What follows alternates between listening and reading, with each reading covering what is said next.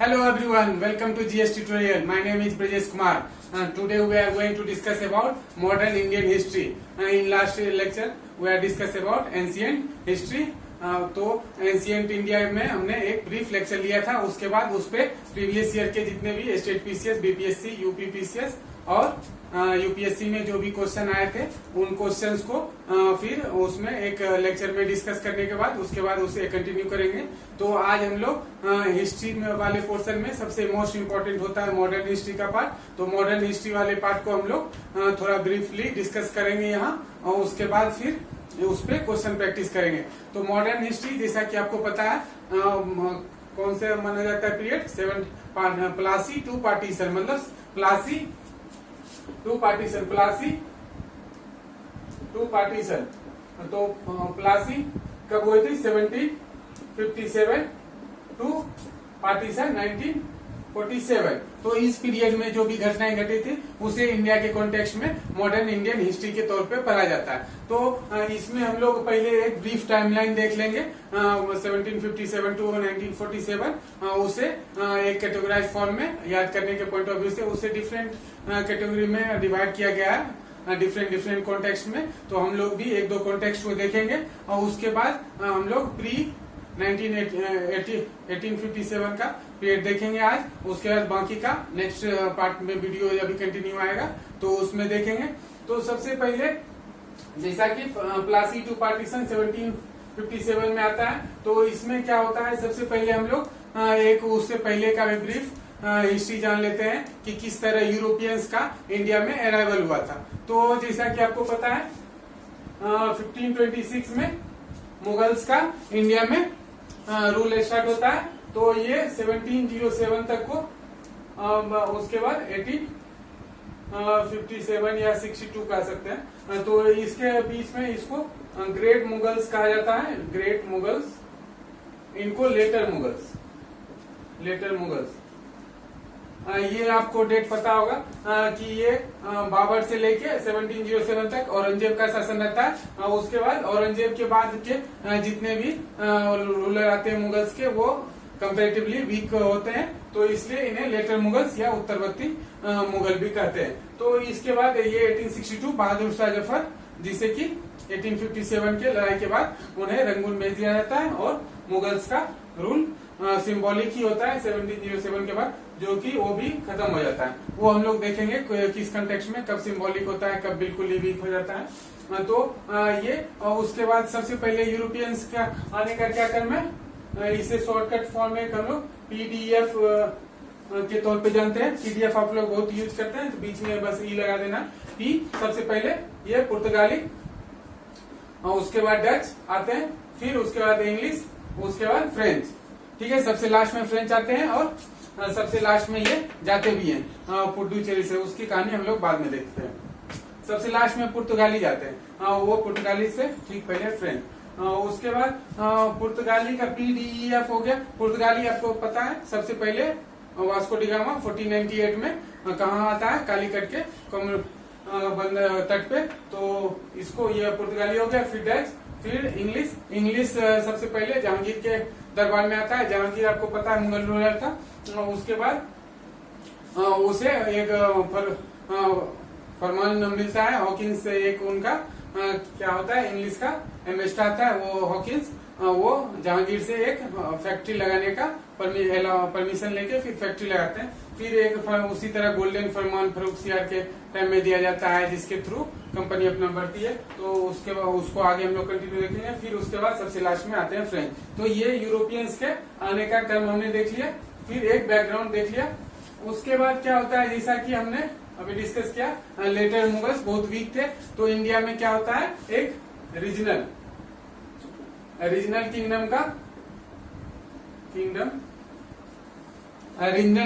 Kingdom अलग अलग parts में इंडिया के इस तरह इनका राइज होता है। तो सबसे नीचे यहाँ त्रावणकोर हो जाता है, फिर इधर यहाँ ये वाला पोर्शन हैदराबाद, ये इधर ये पूरा ये मैसूर, फिर इधर यहाँ पे ये मराठास का, मराठा,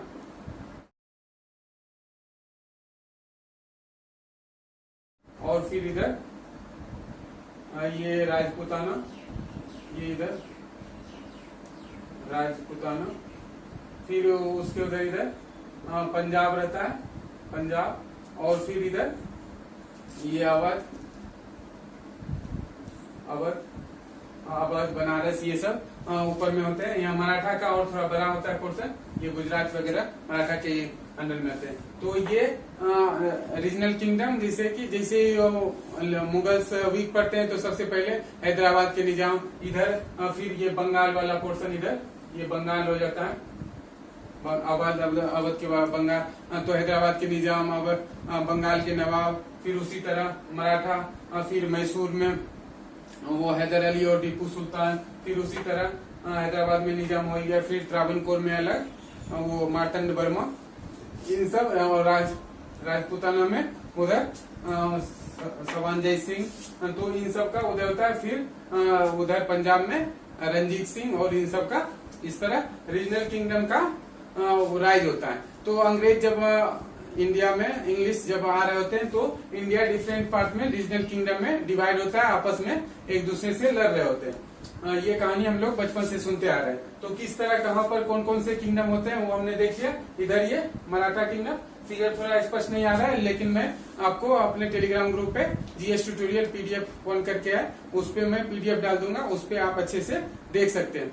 और उसके बाद अगर आपने चैनल को सब्सक्राइब नहीं किया है तो प्लीज सब्सक्राइब कीजिए, ताकि हम ज्यादा से ज्यादा आपके लिए अच्छे अच्छे वीडियोस लाते रहेंगे। उसके बाद ये हो गया मराठा किंगडम, और ये बंगाल, तो इसमें फर्रुख सियार के बाद फिर यहाँ पे बंगाल में मुर्शद कुली खान के नेतृत्व में धीरे धीरे वो अपने आप को एक ऑटोनोमस एम्पायर, अपने आप को ऑटोनोमस टेरिटरी घोषित कर देते हैं। वो मुगल्स को अपना एम्पायर नहीं मानते।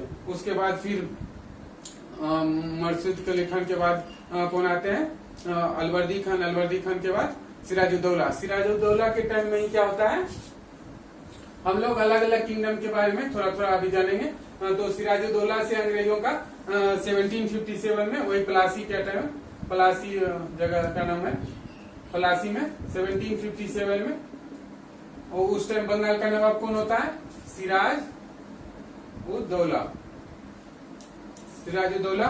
और अंग्रेज की तरफ से ये रॉबर्ट क्लाइव, रॉबर्ट क्लाइव के नेतृत्व में अंग्रेज लोग लड़ते हैं। तो अंग्रेज क्या करते हैं, इसका जो सिराजुद्दौला के संगठन में, ऑर्गेनाइजेशन में, या उनके रहदरबार में जो मेन पोजीशन पे की पोजीशन पे जो लोग थे, जैसे मीर जाफर हो गया, जगत सेठ हो गया, राय दुर्लभ बहादुर हो गया, ये सब बैंकर थे, और मीर जाफर उनका एडमिनिस्ट्रेटर या सेनापति कह लीजिए वो था।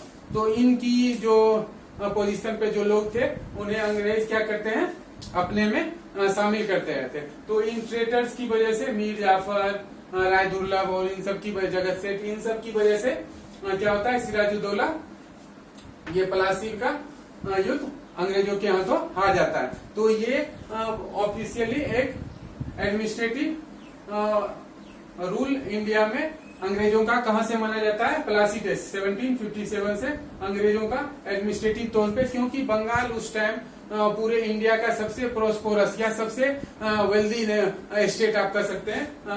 इंडिया का सबसे ये वाला पोर्शन बंगाल था। तो यहाँ इंडिया का वन ऑफ द सबसे वेल्दी नेशन, सबसे ज्यादा यहाँ से रेवेन्यू जनरेट होता था, सबसे ज्यादा ऑलमोस्ट एरिया यहाँ था, और बहुत ही फर्टाइल लैंड था। तो इस वजह से यहाँ अंग्रेजों का आधिपत्य हो जाने के बाद उन्हें बहुत सारे वहां से इनकम का सोर्स मिल गया। तो इस तरह एडमिनिस्ट्रेटिव रूल इंडिया में यहीं से शुरुआत माना जाता है, 1757 से प्लासी की लड़ाई के बाद। तो इसमें उसके बाद अंग्रेज क्या करते हैं, मीर जाफर को, सिराजुद्दौला को हराने के बाद मीर जाफर को एक पपेट नवाब के तौर पे यहाँ बंगाल में रखते हैं। यहाँ पे शुरू होता है डुअल गवर्नमेंट। तो इसमें मतलब क्या होता है कि निजामत और दीवानी राइट वो खुद रखते हैं इंग्लिश ईस्ट इंडिया कंपनी, और बस पपेट के तौर पे जितने भी लॉ एंड ऑर्डर और ये सब मेंटेन करने का काम नवाब को दे दिया जाता है। तो इस तरह, और जबकि नवाब को भी डिपेंड होना पड़ता है कंपनी पे ही, पुलिस फोर्स के लिए या कोई भी फाइनेंस के लिए, किन पे, EIC, ईस्ट इंडिया कंपनी पे। तो इस तरह सारे पावर एंजॉय कौन करता है? ईस्ट इंडिया कंपनी, लेकिन वो पपेट के तौर पे गद्दी पे कौन बैठा होता है? नवाब। तो इसलिए लोग किस पर गुस्सा निकालेंगे? नवाब पे। और यहाँ पे मलाई कौन खा रहा होता है? कंपनी। तो इसके बाद फिर मीर जाफर को बनाता है, लेकिन मीर जाफर 1760 आते आते बार बार कंपनी के इंटरफेयर से परेशान हो जाता है और कंपनी को शिकायत करने लगता है। तो कंपनी एक इन्हीं का मीर कासिम नाम का एक होता है, जो कि इनका सिराजुद्दौला या अलवर्दी खान का वो दामाद होता है। तो मीर कासिम को ये फिर बनाते हैं मीर कासिम, ये 1760 में मीर कासिम को ये बना देते हैं बंगाल का पपेट नवाब। तो लेकिन मीर कासिम थोड़ा सा एबल एडमिनिस्ट्रेटर था। तो ये क्या करता है, अपना जो कैपिटल होता है बंगाल में मुर्शिदाबाद जगह है, वहां से ट्रांसफर करके बिहार के मुंगेर में ये एस्टेब्लिश करता है कि ताकि अंग्रेजों से या कंपनी वालों से थोड़ा दूरी रहेंगे तो वो अपना काम सही ढंग से कर सकेंगे। तो उसके बाद भी वो और भी जो पास जारी किए जाते थे वो सबको फ्री कर देता है, टैक्स फ्री कर देता है। तो इससे कंपनी उससे भी परेशान हो जाती है। तो फिर मीर कासिम क्या करता है, ये भाग जाता है कहाँ? इलाहाबाद, अवध के नवाब के वहाँ सिजाउद्दौला नामक एक वहाँ का शासक होता है, और मुगल शासक जहांगीर आलम द्वितीय इनके साथ मिलके ये तीन इंडिया के उस टाइम सिंबॉलिक तौर पे ही सही, लेकिन इंडिया का एम्पेयर कौन माना जाता था? मुगल एम्पेयर। उसके बाद ये साथ कर लेता है इधर अवध के नवाब को भी, और ये बंगाल का तो नवाब मीर कासिम था। ठीक है। तो इन सब तीनों मिलके मिलते हैं बिहार में एक जगह है बक्सर। तो मीर कासिम को कहा जाता है, मीर कासिम ये मुगल को पूरी तरह डुबा देता है। ये इसका वही काम है, हम तो डूबेंगे सनम, तुमको भी लेके डूबेंगे। तो ये मीर कासिम क्या करता है, वो तीनों को एक साथ करके बक्सर में लड़ाई होती है, लेकिन वहां पे फाइट तो अच्छा खासा होता है, लेकिन फिर भी हेक्टर मुनरो के नेतृत्व में अंग्रेज के पास ज्यादा मॉडर्न हथियार थे और मॉडर्न उसमें सैनिक थे। तो इस तरह ये तीनों एक साथ कंबाइन होके भी लड़ते हैं, तो फिर भी हार जाते हैं, जिससे उसके बाद 1765 में बक्सर की लड़ाई कब हुई? 1764 में बक्सर की लड़ाई हुई, जिसमें कि इन तीनों के नवाब किसका बंगाल मीर कासिम और सिजाउद्दौला ये अवध का, और मुगल एम्पायर शाह आलम द्वितीय मुगल। तो इन तीनों को कंबाइन अप से ये पॉलिटिकली रूप से सबसे बड़ा अचीवमेंट अंग्रेजों का माना जाता है। और रियल सेंस में बहुत लोग कहते हैं कि हिस्टोरियन का कहना है कि 1757 ट्रेटर्स के द्वारा धोखेबाजी करने की वजह से हार गए, वो एक तुक्के से जीत गए। लेकिन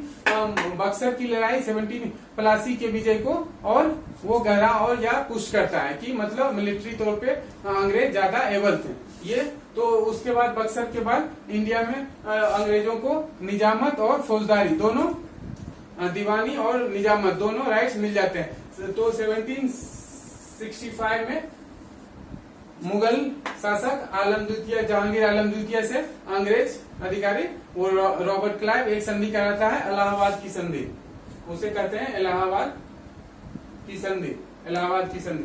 तो इसमें क्या एग्रीमेंट होता है कि सारे बंगाल के बिहार, बंगाल का, अवध का और जितना भी मुगल का टेरिटरी था, इसका दीवानी राइट्स किसे मिल जाएगा? अंग्रेजों को मिल जाएगा।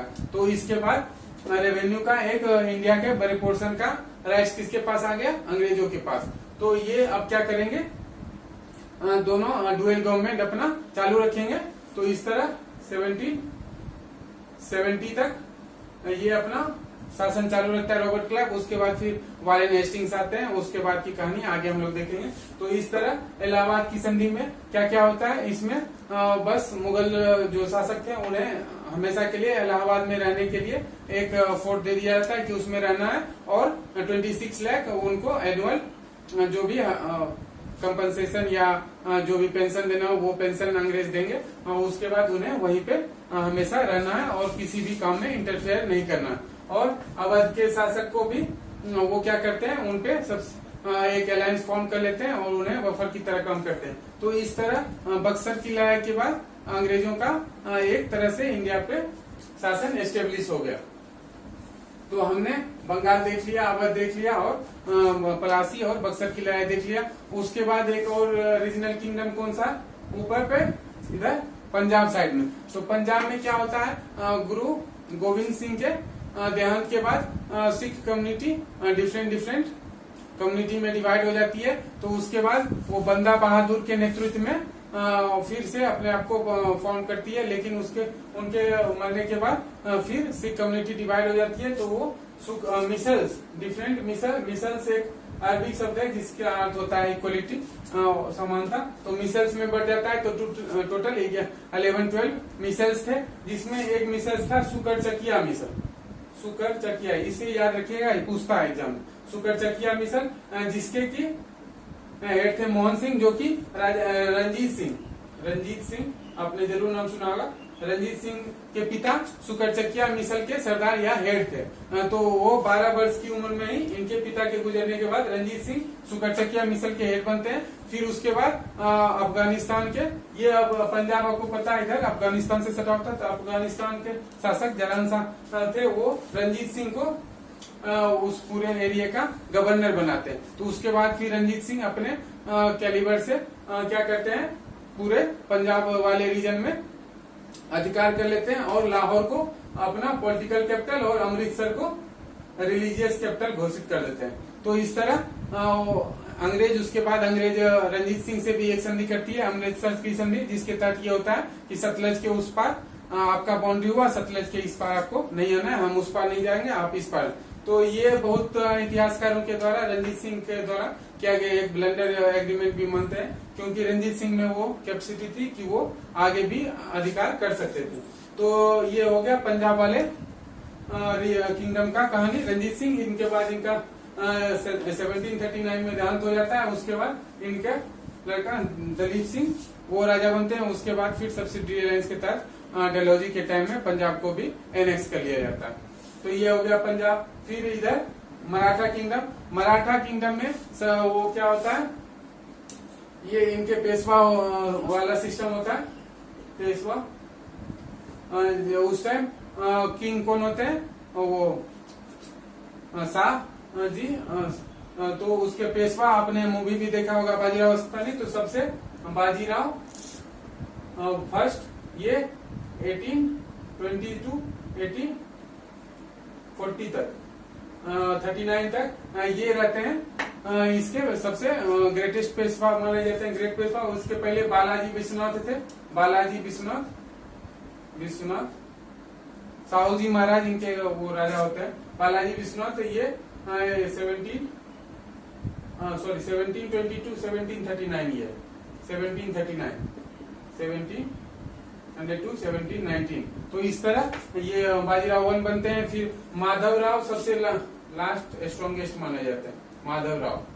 ये तो पानीपत की थर्ड, मतलब पानीपत की तीसरी लड़ाई तक तो पेशवा कॉन्फ्रेडेंसी चलता है अच्छे से।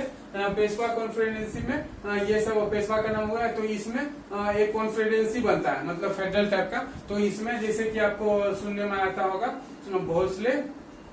भोसले, ये नागपुर में इनका अधिकार था, होलकर इनका इंदौर में, और उसके बाद गायकवाड़ ये बड़ौदा में, और पेशवा ये पुणे, और उसके बाद ग्वालियर में सिंधिया आज भी आपको सिंधिया नाम सुनने को मिलता होगा। तो ये भोसले, होलकर, पेशवा, गायकवाड़ और सिंधिया, ये इन पांचों की कॉन्फ्रेडेंसी थी। पेशवा कॉन्फ्रेडेंसी इसे कहता था। तो इनका हेड कौन होता था, पेशवा। मराठा किंगडम का इसमें अष्टप्रधान एक बनाया गया था, जिसमें 8 मंत्री होते थे, जिसका हेड पेशवा होता था।